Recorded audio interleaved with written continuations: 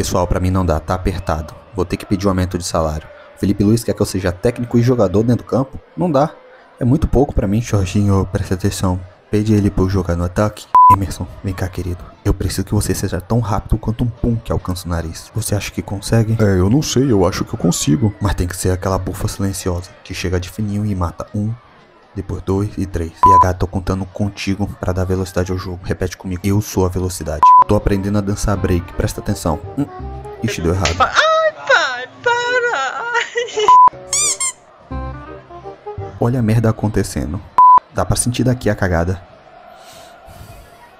Plata, se limpa. Ei, Araújo, escuta. Fala pra trancar tudo, a zaga e o meio. Segura aí.